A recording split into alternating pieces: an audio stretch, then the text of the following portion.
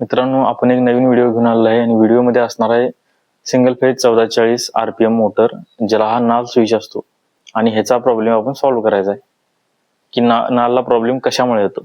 तर बघूया चला पुढे व्हिडिओमध्ये. आपल्या समोर दोन फोटो आहेत. फोटोमधील तुम्ही सोल्डरिंग बघू शकता. एक आहे ते पिन मारून केलेलं आहे, एक आहे ते डायरेक्ट सोल्डर केलेलं आहे. तेच आपण पुढे बघायचं.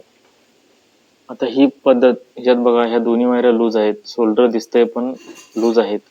आता आपण काय करूया, हे कट करून हे काढून घेऊया. तर काही जण ते सोल्डर तिथं बसत नाही म्हणून ते करतात, पण तसं न करता आपण काय करायचं आहे, क्लोरिक ऍसिड आहे ह्या काठीच्या साह्याने लावून घ्यायचं आहे व तिथे सोल्डर होणारच, हे 100% गॅरंटी. तुम्ही तसे करून बघा.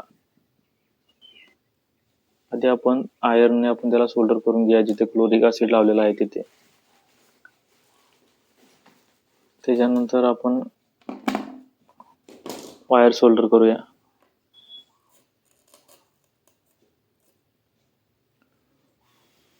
ते थंड झाल्यानंतर दुसरी वायर सोल्डर करून घेऊया.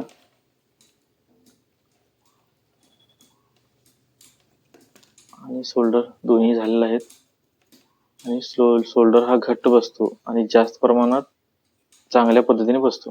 हा बघा अशा प्रकारे काम होतं आणि तुमचा ही वायर कधीच कट होत नाही व लूज कॉन्टॅक्ट राहत नाही. तर व्हिडिओ तुम्हाला कसा वाटला हे नक्कीच आम्हाला कळवा. आमच्या चॅनलला सबस्क्राईब व असेच व्हिडिओ पाहण्यासाठी फॉलो करा किंवा सबस्क्राईब करून लाईक करून शेअर करा. थँक्यू.